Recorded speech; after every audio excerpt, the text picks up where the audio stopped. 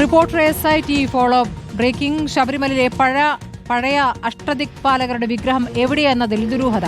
2017 ജൂണിൽ പുതിയ കൊടിമരം സ്ഥാപിക്കുന്ന സമയത്ത് പഴയ കൊടിമരത്തിലുണ്ടായിരുന്ന 8 വിഗ്രഹങ്ങളടങ്ങിയ അഷ്ടദിക്പാലക വിഗ്രഹമാണ് കാണാതായത്. കൊടിമരത്തിൽ ഏറ്റവും മുകളിലുണ്ടായിരുന്ന വാജീവാഹനം തന്ത്രി കണ്ഠര രാജീവർ കൊണ്ടുപോയെങ്കിലും അഷ്ടദിക്പാലകരെക്കുറിച്ച് ആർക്കും അറിയില്ല.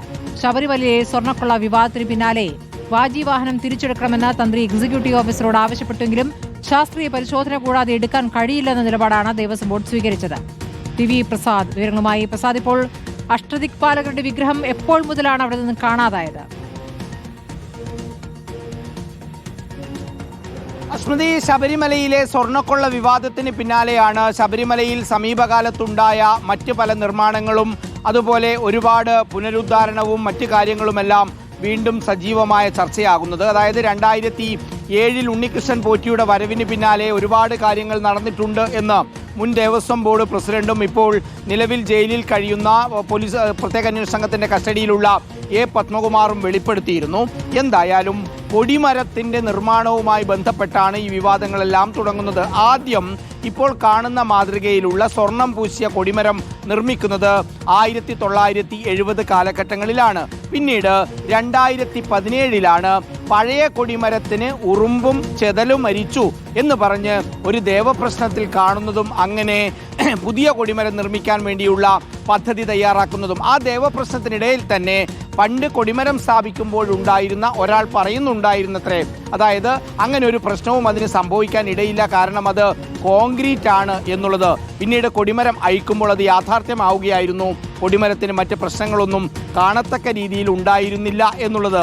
അതിനുശേഷം ഈ കൊടിമരത്തിൻ്റെ ഏറ്റവും മുകളിലാണ് വാജിവാഹനം. അങ്ങനെ 2017 ഫെബ്രുവരി മാസം പഴയ കൊടിമരം അവിടെ നിന്ന് എടുത്തു മാറ്റുന്ന സമയത്ത് ആദ്യം വാജിവാഹനം ഒഴിവാക്കുന്നു. കാരണം ഈ പറയുന്ന കൊടിമരത്തിൻ്റെ ഏറ്റവും മുകളിലുള്ളതാണ് ആ കുതിരയുടെ രൂപത്തിലുള്ള വാജിവാഹനം. ഇന്ന് നമ്മൾ കാണുന്ന സ്വർണം പൂശിയ വാജിവാഹനമല്ല, പകരം വെള്ളിക്കുതിരയുടെ മാതൃകയിലുള്ള വെള്ളിയിൽ നിർമ്മിച്ചതാണ് ആ വാജിവാഹനം. ആ വാജിവാഹനത്തിന് ഒരു കേടുപാടും ഉണ്ടായിരുന്നില്ല. പറയാനുള്ള കാരണം പണ്ടേ നിർമ്മിച്ച വാജിവാഹനം 1970 സമയത്ത് സ്വർണം പൂശിയ കൊടിമരമാക്കുമ്പോഴും ആ വാജിവാഹനം തന്നെയാണ് വീണ്ടും ഉപയോഗിച്ചത്.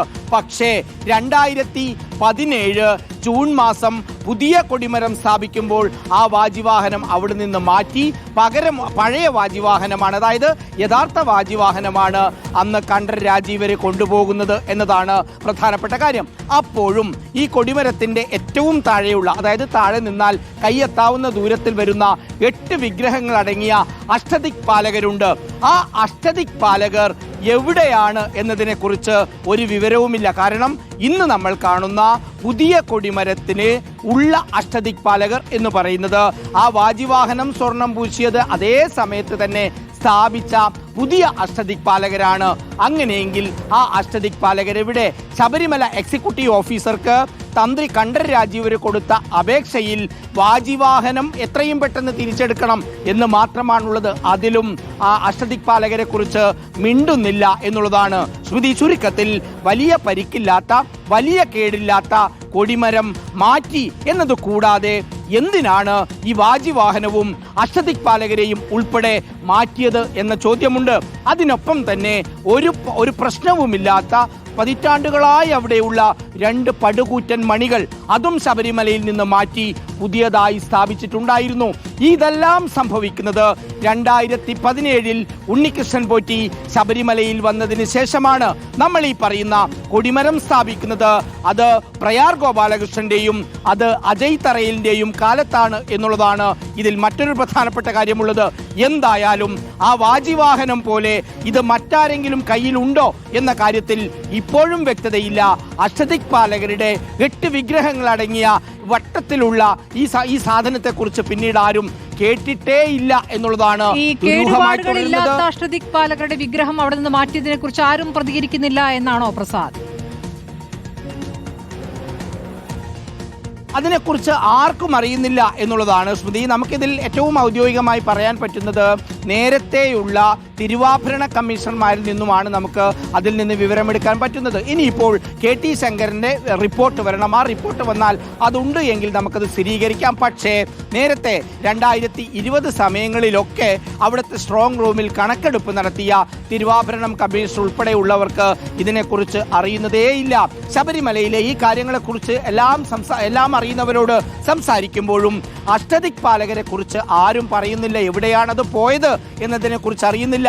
എന്തിനാണ് അഷ്ടദിക്പാലകരും വാജിവാഹനവും മാറ്റി പുതിയ കൊടിമരത്തിന് സ്ഥാപിച്ചത് എന്നതിലും ആർക്കും മറുപടി പറയാനില്ല. മാത്രമല്ല, ഈ കൊടിമരം മാറ്റുന്ന സമയത്ത് എന്തിനാണ് ഇതെല്ലാം മാറ്റിയത്? അതിനൊപ്പം മണികൾ മാറ്റുന്നു.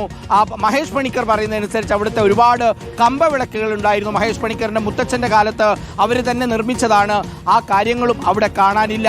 ചുരുക്കത്തിൽ ഇതൊരു സംശയമുള്ളത് സ്മൃതി, അവിടെ ഈ പറയുന്ന 2007 ശേഷം നടന്ന ഇത്തരം കാര്യങ്ങൾ ഇതെല്ലാം അവിടുത്തെ പഴയ ആന്റിക് വാല്യൂള്ള വസ്തുക്കൾ അത് മറിച്ചു വിൽക്കുന്നതിന് വേണ്ടിയുള്ള ഗൂഢശ്രമം നടന്നിരുന്നോ എന്ന സംശയത്തിലേക്കാണ് കാര്യങ്ങൾ നീങ്ങുന്നത്.